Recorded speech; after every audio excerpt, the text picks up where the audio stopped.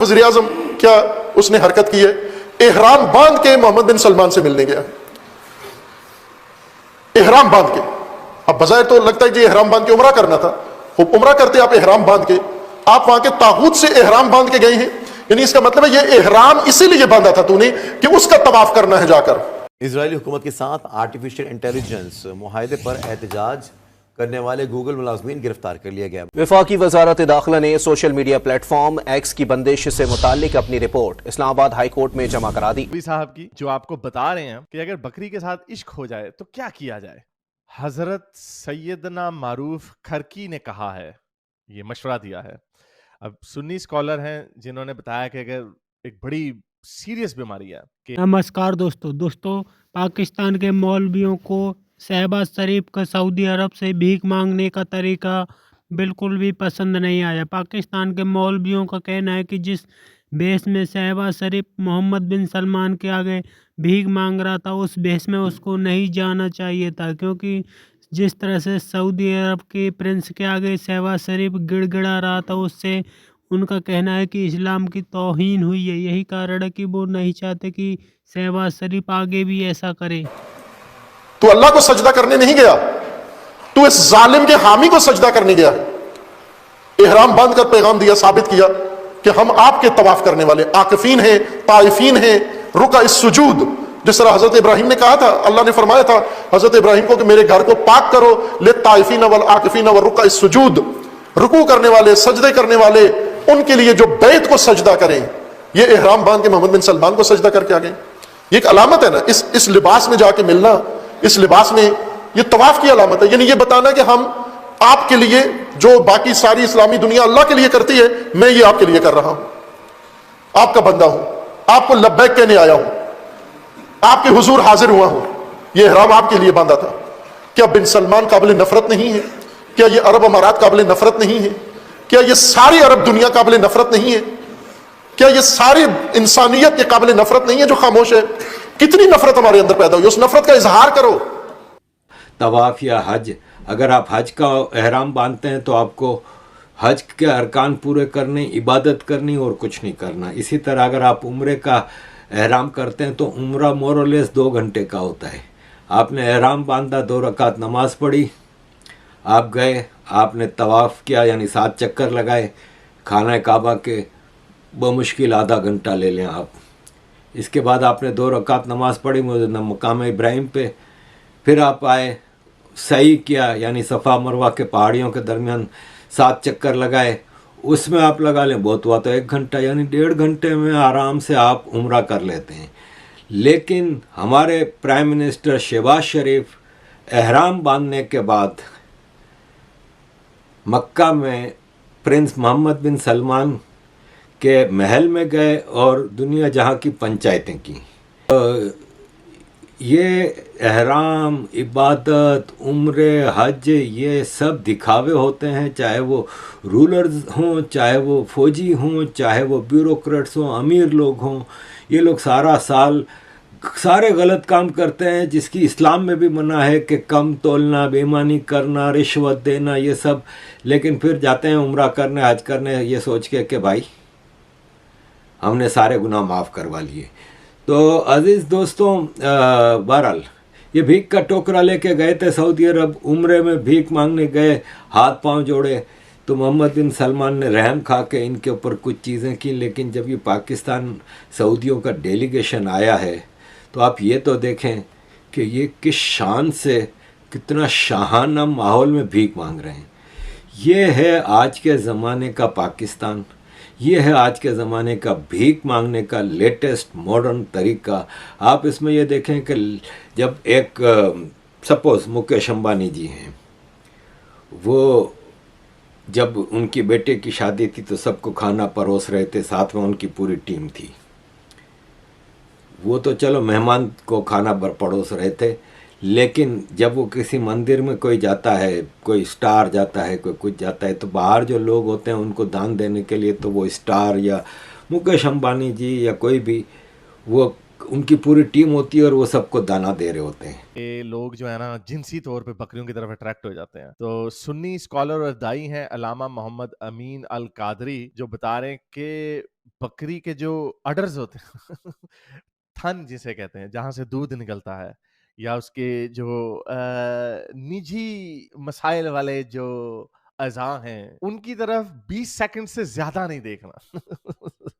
तो चले देखते हैं क्या फरमा रहे हैं। हजरत सैयदना मारूफ करखी फरमाते हैं, अगर बकरी खरीदनी नहीं है, मैं उनके मफहूम की तशरीह के साथ समझा रहा हूं, अगर तुम्हें बकरी खरीदनी नहीं है, बकरी का दूध दोना नहीं है, बकरी से कोई काम नहीं है, तो हजरत मारूफ करखी कहते हैं तकवा की मंजिल ये है कि मादा बकरी को देखने से भी परहेज किया करो। मादा बकरी, जाहिर सी बात है बकरी तो हमारे यहाँ मादा कोई कहते हैं, लेकिन बकरी के थन को देखने से, बकरी को देखने से परहेज किया करो। निगाह की हिफाजत इस्लाम में इस कदर है, अल्लाह अकबर। तो मौसूफ फरमा रहे हैं कि आप अगर बकरी को, जाहिर बात है अगर आपने खरीदना बकरी का दूध है तो फिर तो आपको उसकी ज़रूरत है ना, लेकिन कुछ हमारे हजरात ऐसे होते हैं जिनको कोई काम भी नहीं होता लेकिन बकरी खरीद लेते हैं, और बकरी खरीद के फिर उनके दिलों में गंदे गंदे ख्यालात आते हैं, और जब गंदे गंदे ख्यालात आते हैं तो वो फिर जाना जाता है कि इसकी क्या वजह हो सकती है। बकरी की शक्ल देख के भी वैसे हो सकता है कई गर्म हो जाते हो। तो उसने ये कहा है, मौलाना अशरफ खरकी साहब फरमाते हैं कि उसके थनों को ना देखो और उसके प्राइवेट पार्ट्स को ना देखो। ये है वो तरीका जो आपके जहन में जब गंदे ख्यालात आए तो फिर आप ऐसा ना करें। लेकिन हमने कुछ ऐसी वीडियोस देखी हैं, एक मोमिन यूरोप में झूला जो होता है ना, वो जो झूला नहीं बच्चे का होता घोड़ा, उसके पीछे घुस के उसको डिंग डोंग वाली हरकतें कर रहा था उसके साथ। हमने ऐसे भी देखे हैं जो सलेंसर है ना, सलेंसर गाड़ी का एग्जॉस्ट जो होता है, लेकिन पाकिस्तान इंडिया में सलेंसर बोलते हैं, उसके अंदर उन्होंने अपनी दोनों घुसाई होती है।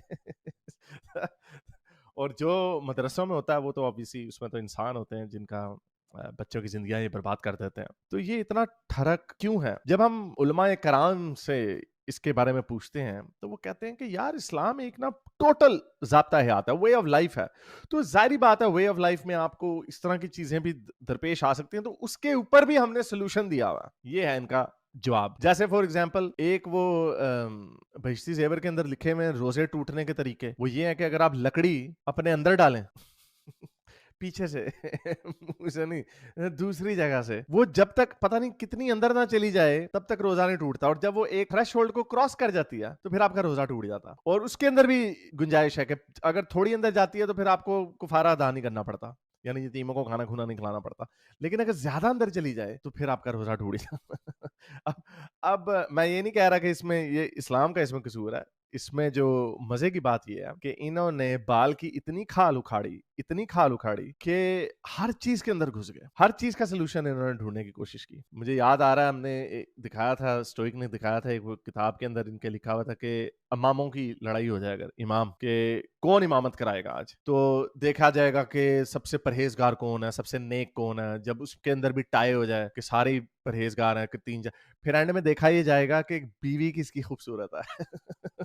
उसकी दलील इन्होंने ये बांधी कि जो बंदा बीवी के मामले में इतनी एहतियात करेगा कि सबसे खूबसूरत बीवी अपने लिए ढूंढेगा, तो वो जाहिर बात है वो फिर अपनी जिंदगी में भी बाकी के कामों में भी एहतियात करेगा, जिसकी वजह से वो परहेजगार ज्यादा होगा एंड देयरफॉर उसको अमामत का हक है। तो कुछ तो बातें ऐसी हैं हदीसों के अंदर और सीरत के अंदर जो बड़ी अजीबो गरीब हैं। जैसे इन्होंने हदीस वहाँ लिखी हुई है फजूल में, उसकी कोई जरूरत नहीं थी कि एक रात में नबी अपनी सारी बीवियों के पास चले जाया करते थे, और ब्रैकेट में बताया हुआ है कि एम ही नहीं, लूडो शोडो नहीं खेलने जाते थे, उनके इज़्दिवाजी हकूक पूरे करने जाते थे। बुखारी की सही हदीस है और एक मुस्तनद हदीस है, काफी आपको बुक्स में भी मिल जाएगी। एक हदीस है कि हजरत आयशा हजरत मोहम्मद के कपड़ों से जो मनी खरोंच के उतारा करती थी, ये हदीस के अंदर इन्होंने खुद लिखा हुआ है। तो ये तो हदीसों और इसके अंदर लिखा हुआ है, तो लेकिन उसके बाद जो फिक्र की किताबें हैं उसके अंदर यही चीजें लिखी हुई हैं, ऐसी गंदी गंदी बातें अंदर लिखी हुई हैं इन्होंने। अब ब्रेस्ट फीडिंग का एक इतना गंदा इशू है, हजरत आयशा फरमाती हैं